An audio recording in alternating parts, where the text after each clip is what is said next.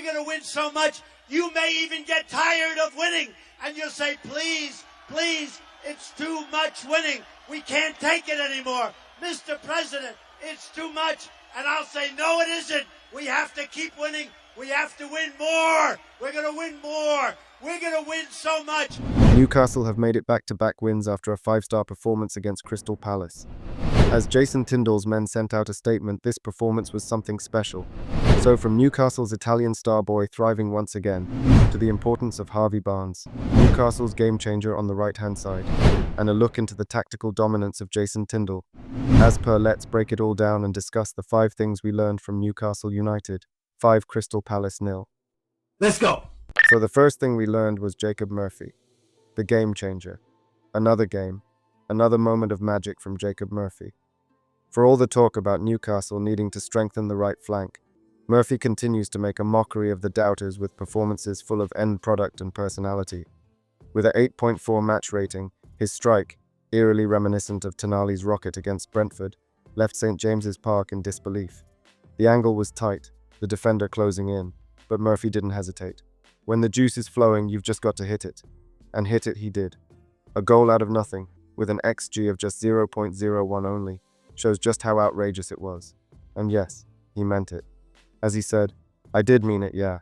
When the juice is flowing, you've just got to hit it.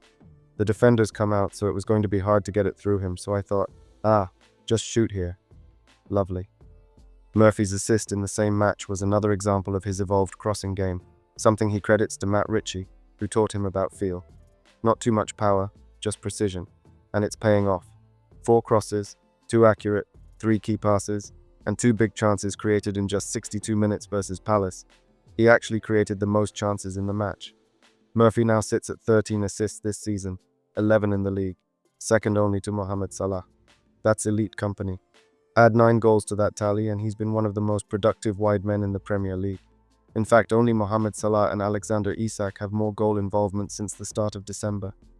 Looking into this game, operating mostly down the right channel, Murphy's heat map shows consistent movement in the final third, with sharp forays into the half space. It's high work rate paired with high intelligence. Harvey Barnes summed it up best. He's playing unbelievable. Such a character in the changing room too. He deserves all the success he's getting. I'll join any petition for him to be called up to England. He's in great form. Murphy also revealed on how things have been in the absence of Eddie Howe, saying, everyone has shared texts with him and he's on the road to recovery. We're missing him, but once again I think we put a performance in that he'd be really proud of. There's so many we need to thank for tonight as well that are continuing the great work the gaffer does with us. Then, the second thing we learned was the rise of Harvey Barnes' undroppable form.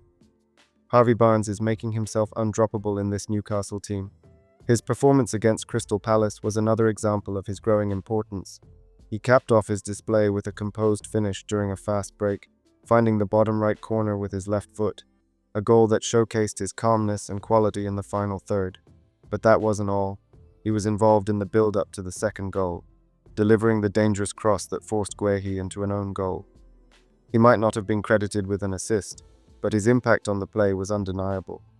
Statistically, with a 7.5 match rating, he was tidy in possession, completing 74% of his passes and winning 2 ground duels.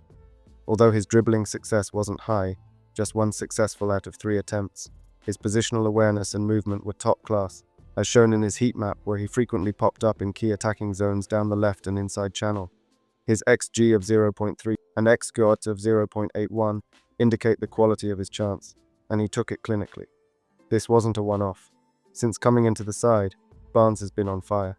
In his last 6 starts, he's scored 4 and assisted twice. In total, across 11 Premier League starts this season, he's got 7 goals and 2 assists. When you compare that to Jacob Murphy's impressive return, 7 goals and 8 assists in 17 appearances, it's clear Barnes is delivering at a high level too. He's playing with confidence, showing that elite final third quality we always knew he had. After the match, Barnes said, Champions League is where we want to be. We're in the top 4 at the right time. We're just trying to do Eddie proud with our results. He'll be happy with that one, I reckon. And based on recent form, Barnes is doing more than just making Eddie proud. He's pushing this team toward Europe with every start while keeping Gordon out based on merit. Then moving on to Newcastle's midfield 3 revelation, Bruno Guimaraes, Sandro Tonali and Joelinton, and why their performance was so crucial in this match. Starting with Bruno Guimaraes, he operated higher up the pitch, and it suited him perfectly. In just 72 minutes, he completed 29 of his 32 passes. That's a 91% accuracy rate. He made one key pass, created one big chance, and attempted 3 long balls, 2 of which were accurate. What doesn't show up in the stats is how positionally intelligent he is, always in the right place to break up play or transition the ball quickly. In terms of Sandro Tonali, what a player. With a 7.5 match rating, he played the full 90, racking up 83 touches and completing 64 out of 74 passes with 86% accuracy. He also played 6 long balls, 5 of which were on the money, created a big chance and got the assist. His heat map tells the full story. Tonali covered every blade of grass, dictating tempo from deep and stepping up into dangerous areas. 1 successful dribble, 2 ground duels won. The numbers back up the eye test. He's relentless, elegant, and sharp. The complete midfielder. And Joelinton, another massive shift. He only played 62 minutes but had a real impact. 21 out of 26 passes completed, 1 key pass, and an assist. He didn't attempt any shots, but his off-ball work was outstanding. He won 2 ground duels, 4 aerial duels, and robbed Maxence Lacroix to set up Isak's opener. He also released Tyno Livramento in the build-up to the second. That pressing intensity is elite, and to top it off, he avoided the yellow card that would have seen him suspended. The drop-off was noticeable once they were subbed. When Sean Longstaff and Joe Willock came on, Newcastle lost some of that control and rhythm. It just shows how far we've come. This trio is setting a new standard in midfield. Also, Alexander Isak against Crystal Palace, statistically, had a mixed performance but ultimately effective. He registered 6 shots in total, the most of any player, 3 of those inside the first 10 minutes. His XG for the match was 0.9, meaning he was getting into high-quality positions. However, his finishing early on was poor, missing 3 big chances that could have buried the game. His goal came in the 58th minute. It was his only shot from outside the box, a right-footed strike placed low into the bottom corner. That goal alone was worth 0.07 XG, showing it wasn't a high percentage chance, but the execution was clinical. Isak only had 13 touches in 63 minutes. That's incredibly low for a central striker, showing how isolated he was at times. But when he did get the ball, he made it count, completing 4 out of 5 passes. Off the ball, his movement was intelligent. He constantly ran the channels and occupied both centre-backs, allowing runners from midfield more space to operate. Overall, 1 goal, 0.9 XG, 6 shots, 13 touches. Not a complete performance, but a reminder of his efficiency. 1 chance is all he needs. With a mere 6.5 match rating, he was wasteful early, but delivered when it mattered. That's now 21 goals and 6 assists in 29 games in the Premier League this season. Despite the lopsided 5-0 final scoreline, Newcastle's defensive foundation was just as important as their attacking and midfield flair, and at the heart of that stood the back 5, all delivering rock-solid displays. With a 8.3 match rating, Shah's heat map shows heavy involvement in the left half of central defense, stepping up confidently into midfield and supporting progression. His on-ball work was clean and composed, as shown by 103 touches and an 87% pass success rate from the 86 passes he attempted, ranking him highest in Newcastle's team for completed passes and touches. Defensively, he was solid with 6 clearances, 2 interceptions, 1 tackle, 0 times dribbled past, and 5 out 10 duels won. What elevated his performance beyond a typical centre-back display was his attacking involvement. A superb header for the opener, 3 shots and 2 key passes, underlining how he impacted play on both ends. Add in a 100% dribble success, and you have a centre-back who essentially bossed the game. Dan Burn, with a 7.4 match rating on the other hand, quietly dominated the left channel. His aerial dominance, with 6 out of 6 duels, nullified Palace's long ball attempts, while 7 clearances and 1 interception showed how alert he was defensively. Despite making no tackles, he wasn't dribbled past once, an indication of smart positioning. Going forward, he helped circulate play efficiently with 92 touches, an 86% passing accuracy from 84 passes attempted, and showed an eye for creation with a big chance and key pass, even though his long balls didn't quite land.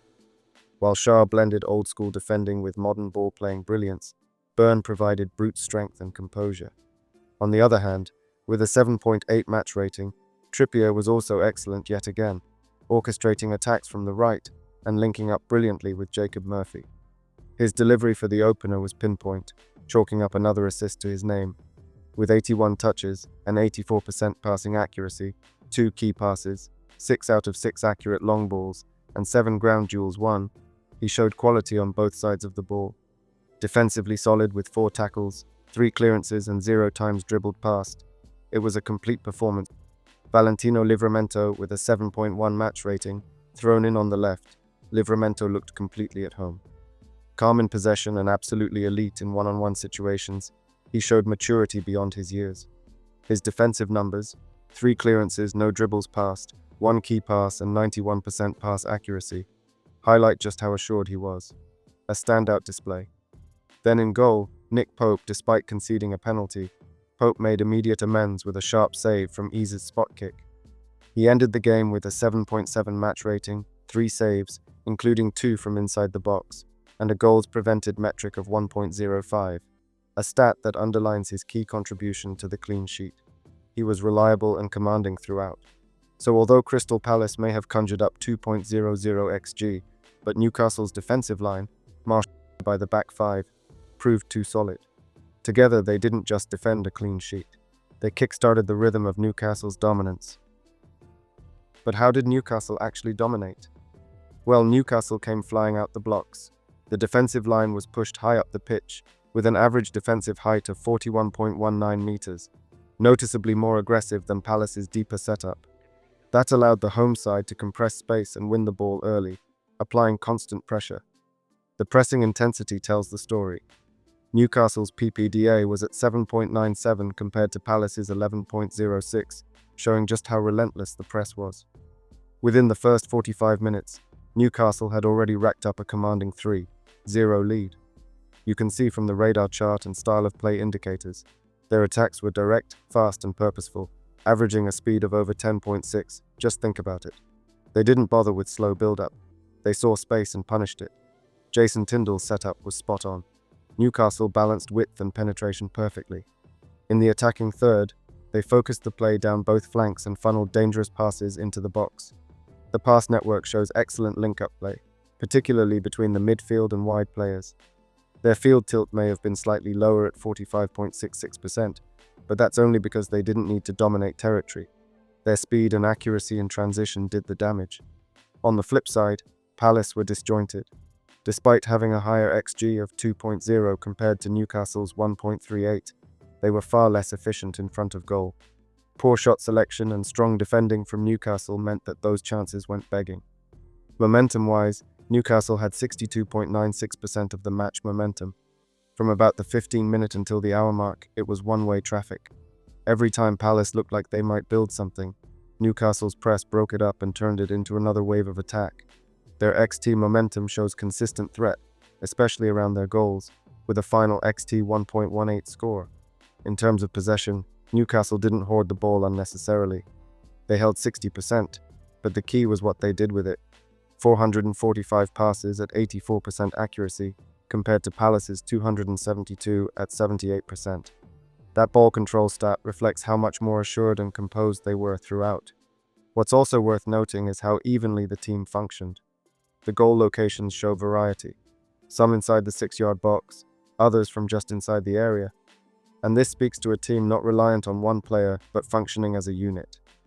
Defensively, they were compact and disciplined, winning 26 interceptions and 27 ball recoveries. Crystal Palace had more touches in the opposition box, 28 to Newcastle's 18, but lacked precision and intensity in key moments. Newcastle, on the other hand, were ruthless. In the end, this was a statement win, a tactical, physical, and psychological triumph. Newcastle didn't just beat Palace, they dismantled them. And with performances like this, Eddie Howe or Jason Tindall's men are sending a clear message to the rest of the Premier League. And then finally, if you would like to know the recent secret done deal completed by Newcastle, revealed by Fabrizio Romano, click the video link on screen now.